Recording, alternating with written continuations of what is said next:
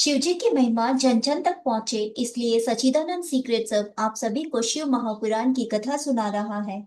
अगर आप भी एक शिव भक्त हैं, तो इस कथा को किसी दूसरे शिव भक्त को शेयर कर शिव जी और माँ की कृपा के पात्र बने। हर हर महादेव।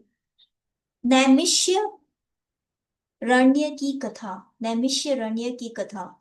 हे मुनियों, जो वन और वाणी से दूर है, जो ब्रह्मा विष्णु रुद्र आदि तथा मूल इंद्रियों के साथ सबको रचते हैं, पंडित लोग जिनके पास परम आनंद को प्राप्त करके अभय हो जाते हैं, उनकी कृपा से मुझे प्रजापति का पद प्राप्त हुआ है, जो सूर्य चंद्र अग्नि बिजली आदि को अपने प्रकाश से आच्छादित कर देता है। उन आदित्य भगवान शिव की अनंत महिमा को जाना नहीं जा सकता।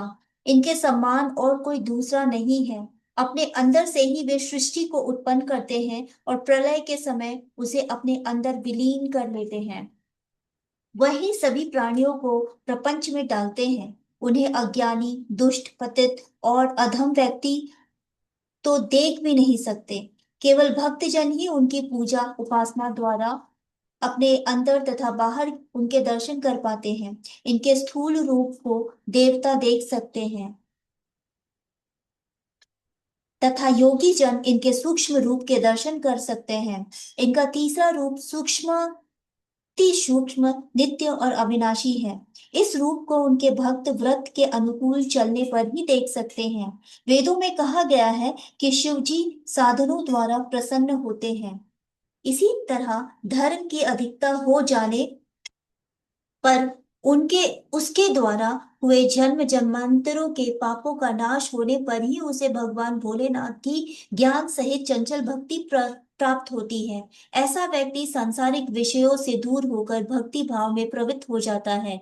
भाव सिद्ध हो जाने पर ध्यान कार्य में निष्ठा बन जाती है। फिर ज्ञान और ध्यान मुक्त युक्त होकर मनुष्य योग में प्रवृत्त हो जाता है। वह व्यक्ति शिव समान होकर शिव धाम को प्राप्त हो जाता है। इसी कारण हे ऋषियों, तुम भी उस ब्रह्मा अर्थात शंकर की कृपा प्राप्त करने की कोशिश करो।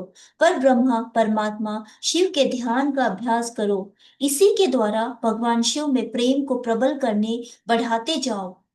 अपने लोग ऐसा करो कि देवताओं के 1000 वर्ष पर्यंत महायज्ञ करने का संकल्प कर लो। ऐसा करने से यज्ञ की पूर्णता भी हो जाएगी। तब तुम्हारे मंत्रों द्वारा आह्वान किया जाएगा।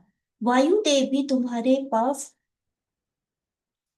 आ जाएंगे। उसी से तुम अपने कल्याण का मार्ग प्राप्त होगा।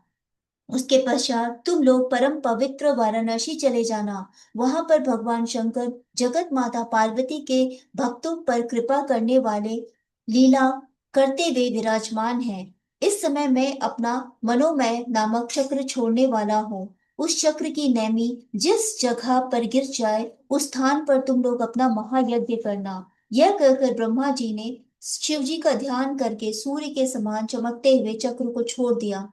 ऋषि लोग ब्रह्मा जी को प्रणाम करके चक्र के पीछे चलने लगे। वह चक्र चलते चलते किसी परम पवित्र विशाल भूमि खंड पर जा गिरा।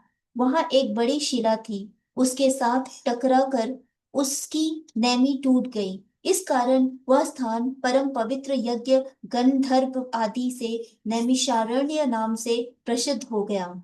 ऋषियों ने वहां पर महायज्ञ करने की दीक्षा ग्रहण की। एक दिन राजा पुरु उर्वशी के साथ विहार करते हुए वहां आ पहुंचे। वह 18 समुद्र द्वीपों का अधिपत अधिपति होते हुए भी उस रमणीक भूमि खंड के लिए ललायत हो गए। वह मोहवश अज्ञानता से मुनियों की स्वर्ण वेदी को छीनने को तैयार हो गए।